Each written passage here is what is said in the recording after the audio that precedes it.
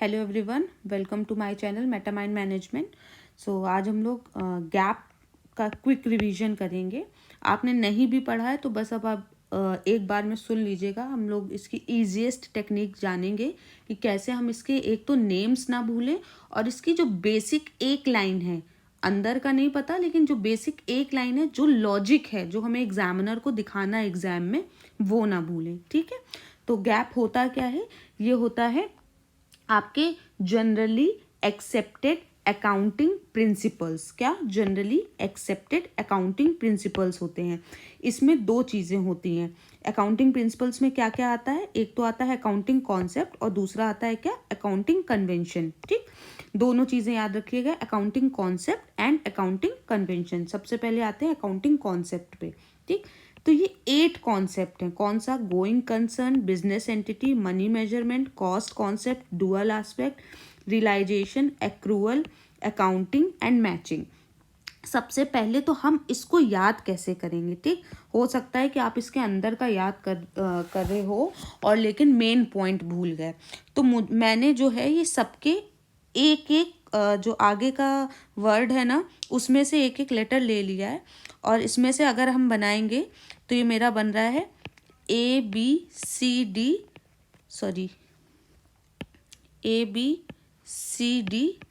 राम जी। ठीक, इससे आप इसको ये इस टेक्निक से आप जो है याद रखना, ABCD राम जी। ठीक, अब इससे देखो ये कितने हैं? 4 4 8 और देखो यहाँ पे भी ये 8 हैं। ठीक, अब हम इसके अंदर के बारे में जानने की कोशिश करते हैं। इससे आप हेडिंग याद रखना। ठीक, सबसे पहला है गोइंग कंसर्न कॉन्सेप्ट। ठीक, गोइंग मतलब क्या होता है? चलते रहना।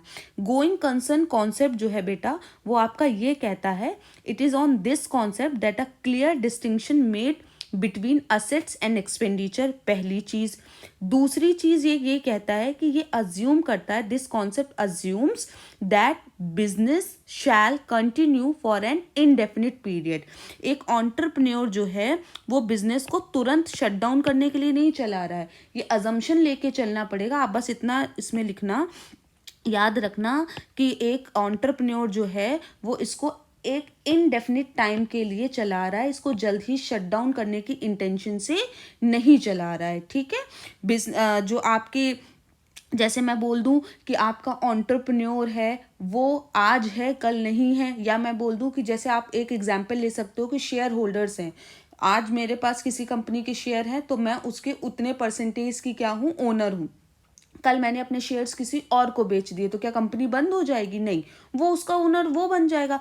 वैसे ही एक एंटरप्रेन्योर है नहीं है उससे कोई फर्क नहीं पड़ता। एक बिजनेस जो है वो हमेशा क्या है? गोइंग कंसर्न कॉन्सेप्ट है, वो हमेशा चलता रहेगा। इसी इंटेंशन से बिजनेस को रन किया जाता है।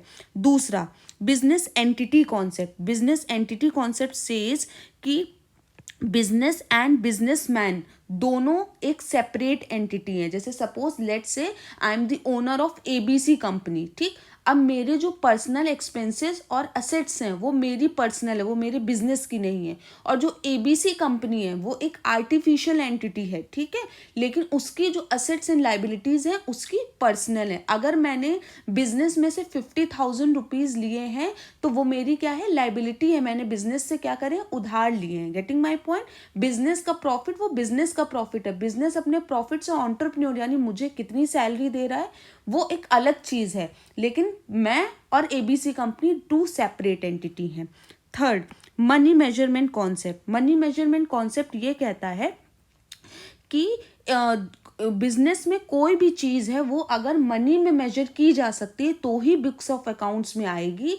If anything can not be measured in the terms of money तो वो बुक्स ऑफ अकाउंट्स का पार्ट भी नहीं हो सकती। ठीक, यही क्या कहता है? मनी मेजरमेंट कॉन्सेप्ट बोलता है। जैसे हम कुछ भी ले लें, जैसे हम बोल दें कि आपकी कंपनी का एक बहुत स्किल्ड लेबर की डेथ हो गई, लेकिन क्या आप उसको मनी में मेजर कर सकते हो? उसकी उसकी वजह से हो सकता है प्रोडक्शन में बहुत लॉस हो रहा हो, प्रोडक्शन रुक गया हो, लेकिन आप तब भी इस एंट्री को नहीं लिख सकते। आपकी कंपनी में स्ट्राइक हो गया, बहुत लॉस हो रहा है, लेकिन आप इसको नहीं लिख सकते। क्यों? क्योंकि हम इसको मनी के टर्म्स में मेजर नहीं कर सकते। तो anything which can be recorded in the terms of money will be a part of books of accounts. Cost concept. Cost concept क्या कहता है? According to this concept the value at which the various asset shall be recorded in the books shall be the historical cost और acquisition cost. ये कहता है, ये concept ये कहता है कि एसेट जो है वो उसी वैल्यू में रिकॉर्ड की जाए जो eight the time of purchase जो उसकी प्राइस हो, जो उसकी कॉस्ट हो। जैसे आज तुमने कोई चीज़ 50 रुपए की खरीदी तो तुम उसकी वैल्यू क्या डालोगे? 50 रुपए। फिर हर साल उसमें डेप्रीशिएशन लगा के उसकी वैल्यू कम करते जाओ, वो बात अलग है। लेकिन eight the time of recording आप किससे करोगे? 50 से करोगे। फिर next is dual aspect concept. According to this concept, every transaction has two aspects, a debit or aspect and a credit aspect. बस सिंपल सी यही लाइन लिखना। और क्योंकि इसमें दो एस्पेक्ट डेबिट और क्रेडिट दोनों होती हैं, इसी वजह से जो है वो इक्वल अमाउंट आता है किसका? टोटल एसेट का और टोटल लाइबिलिटी का। जब हम लोग वो बनाते हैं ना बुक्स ऑफ अकाउंट्स का, फाइनल अकाउंट्स का, तो टोटल एसेट्स और टोटल लाइबिलिटी इसी वजह से इक्वल आता है। क्यों? क्योंकि हर एक ट्रांजैक्शन की डुअल एस्पेक्ट होती है। ठीक, फिर इसके बाद क्या है?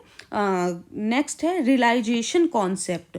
According to this concept revenue is recognised only when sale is made. ठीक, रिवेन्यू तभी मिलेगा जब क्या होगा? तुम्हारे पास सेल होगी। This concept says that any change in the value of any asset is to be recorded only when business realises it. मतलब जब बिजनेस को रियलाइज होगा कि इस एसेट की वैल्यू में चेंज हुआ है, तभी उसका क्या होगा? वैल्यू लिखी जाएगी। ठीक, नेक्स्ट इसका एग्जाम्पल जैसे मैं बोल दूं कि an increase in the value of asset can not be considered as profit until and unless the asset is sold and profit is realized। मतलब समझे आप? जैसे मैं बोल दूं कि गोल्ड है, गोल्ड आपके पास रखा था, अब गोल्ड आपने 30,000 में खरीदा था वो, ठीक, आज उसकी वैल्यू 50,000 हो गई है। लेकिन जब तक वो 50,000 का बेचोगे नहीं, उसका रियलाइजेशन नहीं होगा। मतलब आप अभी से नहीं उसकी वैल्यू 50,000 लिख सकते हो, आप उसको बेचोगे, 50,000 हाथ में आएंगे तभी आप इसको लिखोगे। आगे मेरी बात समझ में? Next is accrual concept. Accrual concept क्या है? एक्रूअल कॉन्सेप्ट ये कहता है कि जितने में सॉरी मैं फिर से बोलती हूँ, it is a fundamental to the usefulness of financial accounting information. Means according to this concept are transaction should be recorded at the time when it takes place. For example मैं बोल रही हूँ कि मैंने आज 10 रुपए की कोई चीज़ खरीदी। लेट्स से मैंने एक पेन खरीदा बिजनेस के लिए, ठीक, आज 10 रुपए में खरीदा, लेकिन मैं दूंगी उसको 3 दिन बाद रुपए।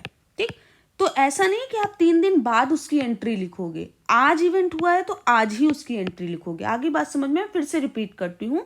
According to this concept are transaction should be recorded at the time when it takes place and not when the cash is realised. आगे बात समझ में? Next is accounting period concept. इसमें क्या होता है कि बिजनेस को एक अकाउंटिंग पीरियड दे दिया जाता है, वो बिजनेस अपने अकॉर्डिंग कर सकता है। कई लोग क्वार्टरली मेजर करते हैं, कई लोग हाफ ईयरली मेजर करते हैं, कई लोग ईयरली मेजर करते हैं। ये बिजनेस के ऊपर होता है। और ये क्यों करा जाता है? ये पीरियड क्यों लिया जाता है? ये इसलिए लिया जाता है to analyse the financial performance. ठीक, जैसे मैं बोल दूं कि बच्चों का जो हाफ ईयरली के एग्जाम होते हैं, जो ये यूनिट टेस्ट होते हैं, ये किस लिए लिए जाते हैं? ये इसलिए लिए जाते हैं कि जितना उन पे इन्वेस्ट किया जा रहा है, एक टीचर लगाया जा रहा है, वो पढ़ा रहा है, पेरेंट्स फीस दे रहे हैं, ट्यूटर लगाया जा रहा है, तो क्या उसका रिजल्ट अच्छा आ रहा है? अगर हाफ ईयरली में मार्क्स अच्छे हैं दैट मीन्स रिजल्ट भी अच्छा है, अदरवाइज इंप्रूवमेंट की ज़रूरत है। वैसे ही एक कंपनी में होता है कि ये क्या होता है? एक रिजल्ट होता है। जनरली एक ईयरली रिजल्ट निकाला जाता है, देखा जाता है असेट कितनी है, लाइबिलिटी कितनी है, प्रॉफिट कितना हो रहा है, लॉस कितना हो रहा है। अगर ये परफॉर्मेंस अच्छी होती है तो हम इसको आगे कंटिन्यू करते हैं, नहीं अच्छी होती तो हम उसके लिए क्या करते हैं? हमें पता होता है कि इसमें इंप्रूवमेंट की जरूरत है, हम उसके अकॉर्डिंग डिसीजन लेते हैं। Next is matching concept. What is matching concept? Matching concept का मतलब होता है कि जितने भी as per this concept expenses of a period should be matched with the revenue of that period. इसका मतलब सिर्फ यही होता है। मैचिंग कॉन्सेप्ट में यही देखते हैं कि जो एक्सपेंसेस हैं वो रेवेन्यू के बराबर हो। एक बार मैं फिर से पूरा बता देती हूँ। गोइंग कंसर्न मतलब किसी के आने या जाने से बिजनेस में फ़र्क नहीं पड़ता। बिजनेस को एक एंटरप्रेन्योर इसी इंटेंशन से निकालता है कि बनाता है कि हमें इसको इंडेफिनिट टाइम के लिए चलाना है। बिजनेस एंटिटी कॉन्सेप्ट, एक बिजनेसमैन और उसकी कंपनी दोनों एक सेपरेट एंटिटी है। बिजनेस के पर्सनल ट्रांजेक्शन एंटरप्रेन्योर के पर्सनल ट्रांजेक्शन से बिजनेस का कोई लेना देना नहीं होता। मनी मेजरमेंट कॉन्सेप्ट, हर एक चीज़ जो मनी में मेजर की जा सकती है वही सिर्फ बुक्स ऑफ अकाउंट्स में जाएगी और कोई नहीं। कॉस्ट कॉन्सेप्ट, कॉस्ट कॉन्सेप्ट में मैंने बताया था कि जितने में जो वैल्यू, जिस वैल्यू पे जो चीज़ खरीदी जाती है उसको उसी समय उसी वैल्यू पे रिकॉर्ड करते हैं। लेट्स से 100 रुपये में खरीदी तो 100 रुपये रिकॉर्ड करेंगे और हर साल उस पर क्या लगेगा, डेप्रीशिएशन। उसके बाद डिक्रीज हो सकती है वैल्यू, लेकिन उस टाइम उसी वैल्यू पे करी जाएगी जितनी उसकी कॉस्ट है। डुअल एस्पेक्ट कॉन्सेप्ट, हर एक ट्रांजेक्शन के दो एस्पेक्ट होते हैं, एक डेबिट एस्पेक्ट होता है, क्रेडिट एस्पेक्ट होता है। यही वजह होती है कि बुक्स ऑफ अकाउंट्स में एसेट और लाइबिलिटी के पार्ट में दोनों इक्वल आते हैं। रियलाइजेशन कॉन्सेप्ट, रियलाइजेशन कॉन्सेप्ट में मैंने क्या बताया कि जब वैल्यू रिलीज होती है तभी हम उसको लिखते हैं। हम ये नहीं कह सकते कि आज मेरे पास जो मशीनरी है या जो टेक्नोलॉजी है आज मैंने 30,000 की ली थी और अब उसकी वैल्यू जो है वो 1 लाख हो गई है, तो मैं ये नहीं लिख सकती कि इसकी वैल्यू 1 लाख है जब तक कि ये मशीन बिक के 1 लाख हमारे हाथ में क्यों ना आ जाए। ठीक। एक्रूअल कॉन्सेप्ट, एक्रूअल कॉन्सेप्ट का मतलब मैंने क्या बताया था कि हर एक जो ट्रांजैक्शंस हर जो एक चीज़ है वो जब उसका कैश रिलीज हो जाएगा तभी हम उसको जब उसका कैश रिलीज होगा तब हम उसको नहीं लिखेंगे, हम उसको उसी टाइम पे लिखेंगे। जैसे मैंने आज 10 रुपए का पेन खरीदा तो 10 रुपए भले मैं 3 दिन बाद, या मैंने 10 रुपए का पेन बेचा, हो सकता है मुझे 3 दिन बाद उसका 10 रुपए मिले, लेकिन मैं आज की डेट में ही वो ट्रांजेक्शन लिखूंगी कि मैंने 10 रुपए का पेन आज क्या करा, बेच दिया। अकाउंटिंग पीरियड कॉन्सेप्ट, जनरली 1 घंटे एक ईयर का बनता है। ये लोग क्वार्टरली, हाफ ईयरली भी बनाते हैं, जनरली 1 ईयर का बनता है to check the financial performance of a company. Matching concept मैंने क्या बताया, रेवेन्यू और एक्सपेंडिचर दोनों क्या होने चाहिए, एक पीरियड में सेम होने चाहिए किसी भी कंपनी के। ये आपके क्या हो गए, अकाउंटिंग कॉन्सेप्ट हो गए। होप मैंने बहुत क्विक बताया, तो होप आपको समझ में आ गया हो। बस इसका मेन चीज़ आप याद रखिएगा सो दैट कि आप भूलो नहीं। और क्विक टेक्निक क्या है, ABCD Ram ji. Accounting convention कितने होते हैं, ये सिर्फ 4 होते हैं। इसको ऐसे ही डाल देना, CCDM। M क्या है, मटेरियलिटी, तो बस CCDM डाल देना। ठीक। अब सबसे पहले देखते हैं कंसिस्टेंसी। कंसिस्टेंसी क्या होता है बेटा, आपको नाम से ही समझ में आ रहा है। According to this convention, accounting practices once selected and adopted should be applied consistently year after year। वैसे तो बोला जाता है कि आपने जो भी अकाउंटिंग प्रैक्टिसेस अपनाई है, ठीक, लेट्स से कोई भी अकाउंटिंग प्रैक्टिस अपनाई है, अगर आपका जो फिनेंशियल वो है वो 1 साल का है, ठीक, तो वो पूरे साल जो है आपको वही प्रैक्टिस अपनानी पड़ेगी। आप मिड ईयर में वो प्रैक्टिस को चेंज नहीं कर सकते, चाहे आप कोई भी कॉन्सेप्ट अप्लाई कर रहे हो। ठीक है। डिस्क्लोजर, अब जैसे इसके एग्जाम्पल में, कंसिस्टेंसी के एग्जाम्पल में लिख देना कि for example if a company follows written down value method of depreciation, तो फिर it shall continue to follow year after year, ये बीच में चेंज नहीं कर सकते। ठीक है। डिस्क्लोजर, मैंने डिस्क्लोजर को समझाएं, कैसे समझाएंगे, this is also known as full disclosure principle. According to this convention, all significant information should be fully and fairly disclosed in the financial statement. Ensuring this convention increases the relevance and reliability of financial statement। ठीक, इसका मतलब ये है, disclosure मतलब ही यही है कि किसी का खुलासा करना। खुलासा किसका करोगे, क्या डिस्क्लोज करोगे, जो एक्चुअल चीज़ है। आप अगर आपको लॉस हो रहा है तो आप लॉस ही दिखाओगे, प्रॉफिट हो रहा है तो प्रॉफिट ही दिखाओगे। कई लोग क्या करते हैं, बहुत प्रॉफिट होता है और उसको हाइड कर लेते हैं, ये इनके अकॉर्डिंग क्या होता है, रॉन्ग होता है। ये डिस्क्लोजर मतलब होता है कि आपको अपनी पूरी फाइनेंशियल परफॉर्मेंस की रियल इमेज शो करनी है। ठीक है। फिर क्या है, conservatism. This states that we should not anticipate a profit but should provide for all possible losses while preparing financial statement. क्या कह रहा है कि हम प्रॉफिट को नहीं अज्यूम करेंगे कि हमें 1 करोड़ का प्रॉफिट हो जाएगा या 2 करोड़ का प्रॉफिट हो जाएगा, वो उस पर आप ध्यान मत दीजिए, हमें वो नहीं एंटिसिपेट करना है, लेकिन हमें सारे पॉसिबल लॉसेस की इंफॉर्मेशन देनी है कि हमें इस जगह से ऐसे ऐसे क्या हो सकता है, लॉस हो सकता है। ठीक, अब नेक्स्ट क्या है, मटेरियलिटी। मटेरियलिटी क्या है, according to this convention of materiality, accountant should record only those items which are material and ignore all insignificant items। मतलब कह रहा है an item is said to be material if it is likely to influence the decision of the users। ठीक, जैसे judgment of the materiality depends from organization to organization on the basis of professional experience and judgment। मतलब ये कह रहा है कि आपको जो लग रहा है कि ये यूजफुल है, वही चीज़ों को आपको फॉलो करना। जैसे मैं बोल दूं कि एक ऐसा डिसीजन गवर्नमेंट ने लिया है, जो टैक्सेस जैसे सपोज गवर्नमेंट ने बढ़ा दिए, इंक्रीज कर दिए हैं, तो अब टैक्सेस इंक्रीज कर दिए तो इसको हम डिसीजन में अपने ले आएंगे कि हाँ टैक्सेस इंक्रीज करें तो हमारा रॉ मटेरियल भी जो है वो महंगा होगा और हमारी कुछ कॉस्ट बढ़ेगी। ठीक, तो ये क्या कर रहा है, ये मटेरियलिटी में आएगा।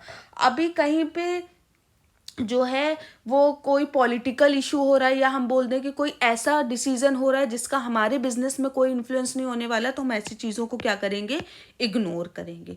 होप ये आपको समझ में आ गया होगा। अगर कोई भी प्रॉब्लम आती है तो प्लीज़ लेट मी नो। मैंने बहुत क्विक बनाया है, तो हो सकता है कि तेज़ बोलने में आपको कहीं प्रॉब्लम आ सकती हो, लेकिन एक बार आराम से 1 बार 2 बार सुनना, आपको ज़रूर समझ में आ जाएगा। ये टेक्निक याद करना, मुझे पता नहीं क्यों लग रहा है कि ये क्वेश्चन आएगा, तो गैप को तो बिल्कुल नहीं छोड़ना है। ठीक है, थैंक यू एवरीवन।